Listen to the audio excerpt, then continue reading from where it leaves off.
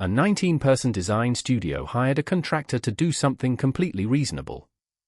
Their shared drive had grown for 6 years without any structure, old projects, duplicate folders, files nobody had opened since 2019. He was asked to clean it up. He did a careful job. He reviewed folder names, checked modification dates, deleted what looked obsolete. And because he was thorough, he emptied the trash when he finished, so the cleanup would actually free up space. Nobody noticed anything for 7 weeks. The studio kept working. Files they used every day were untouched. Then their largest client, a client they'd had since the beginning, asked for the editable source files of a campaign they'd run for years earlier. Rebranding project. They needed the originals. The files weren't there. They weren't in the trash either, because the trash had been emptied. The studio owner called Google support, expecting the same answer he'd have gotten from any IT company: "We'll restore from backup, give us a few hours." That is not what he was told. He was told the recovery window had closed. Not that it would be difficult, or expensive, or slow. That it was over. The data no longer existed anywhere in Google's systems. The studio spent 11 weeks partially rebuilding what it could from client emails and old proofs. They kept the client, barely. And the owner told me something afterwards that I've heard almost word for word from a dozen other business owners: "I thought that's what we were paying for." Here's the part that surprises people. Google and Microsoft are not hiding this. Both of them state it plainly, in their own documentation, in language that isn't even particularly legal. It's called the shared responsibility model, and it splits ownership in two. The provider is responsible for the infrastructure, the servers, the network, the data centers, keeping the service online, keeping it available. That's their half, and they are genuinely excellent at it. You are responsible for the data. Your files, your emails, your documents. Your responsibility. Microsoft's own guidance recommends that customers regularly back up their content and data. Not consider. Recommends. So what are you actually paying for? Availability. Redundancy. If a hard drive fails in a Microsoft data center, your files are unaffected, they exist in multiple places. If a whole data center goes offline, your files are still there. That's real, and it's worth paying for. But redundancy protects against their failures, not yours. If you delete a file, that deletion is replicated to every copy, instantly and faithfully. The system worked perfectly. It did exactly what it was designed to do. And here's the clearest evidence that this gap is real: Microsoft now sells a separate backup product for Microsoft 365, priced per gigabyte, per month, on top of your subscription. A company does not build and sell a backup product for its own platform unless the platform does not include one. The second misconception is more dangerous than the first, because it feels technical enough to be true. Sync and backup are opposites. Sync means, make the cloud look exactly like my computer, as fast as possible. Backup means, keep a separate copy of how things looked before, so I can go back. A sync client is a mirror. Whatever happens on your side of the mirror happens on the other side.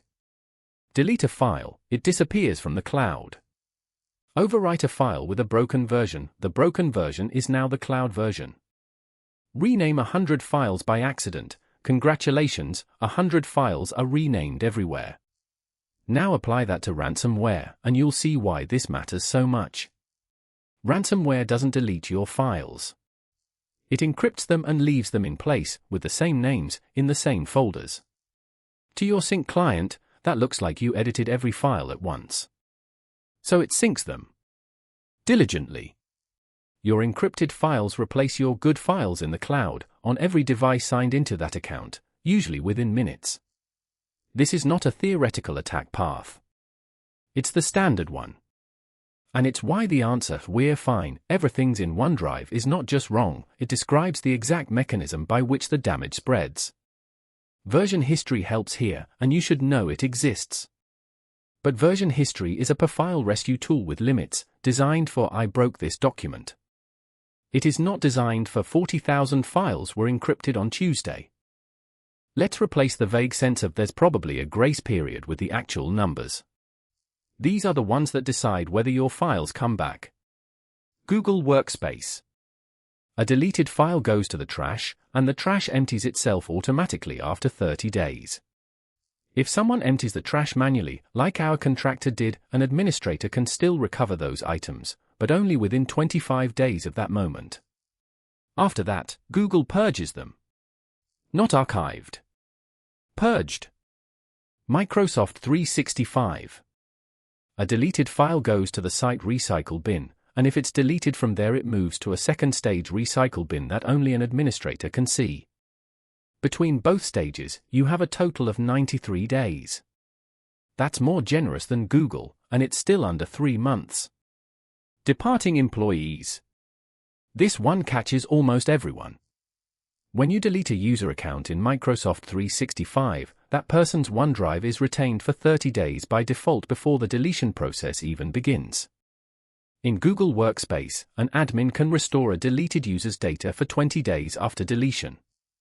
20 days. Most businesses discover they needed a former employee's file somewhere between month 3 and month 8. And one more detail worth knowing: if your organization has retention policies configured, those policies override the defaults in both directions. Content can be kept longer than you expect, or deleted sooner. Very few small businesses know which is happening on their own tenant. So where does this actually go wrong in real businesses? For scenarios. I have seen all for more than once. 1. The cleanup. Somebody tidies up. Old folders go, trash gets emptied, and the clock starts running on files nobody will ask for until next year. This is the studio from the beginning of this video, and it's the most common of the 4 because it doesn't look like an incident at all. It looks like good housekeeping. 2. Offboarding. An employee leaves. IT follows the checklist and deletes the account, which is correct security practice. You don't leave active credentials for someone who no longer works there. But their files went with the account, and the recovery window is measured in weeks, while the need for those files arrives in months. 3. Ransomware. Covered already, but here's the part people miss: even if your provider could roll back, most small businesses don't discover the encryption until the following morning, and don't call anyone for another day or 2. You are burning your window while you decide what to do. 4. The angry exit. Somebody leaves badly and takes files with them on the way out, deleting a shared folder they had legitimate access to.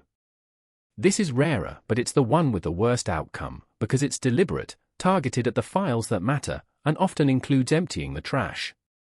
Notice what all 4 have in common. Nothing failed. No server crashed. No provider had an outage. In every case the system did exactly what it was told, and the loss was permanent anyway. Now the good news, and it's better than most owners assume.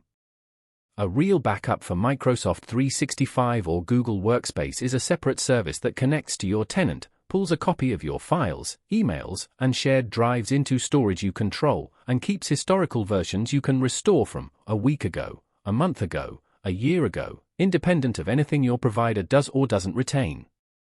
Microsoft's own backup service is priced around 15 cents per gigabyte per month of protected content.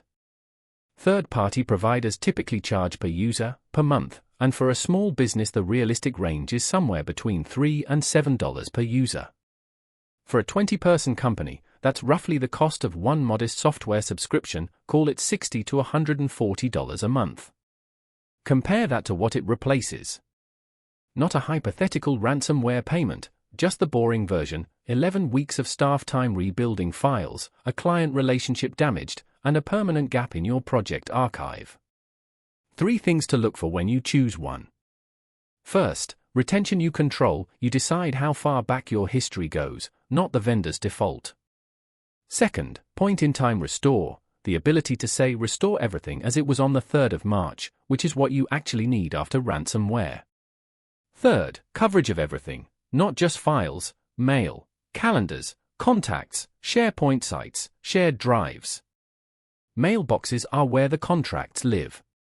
And this is the same principle from the backup video: 3 copies, 2 different media, one off-site and outside your environment. Your cloud provider is one copy. It was never meant to be all three. Before you buy anything, run this test.